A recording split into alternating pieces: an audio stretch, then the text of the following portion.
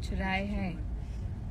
देखिए, हम तो कुछ बोलेंगे तो फिर हमको सब बोलने लगेंगे कि अब ये बोले लगली, तो हम बस बोलेंगे।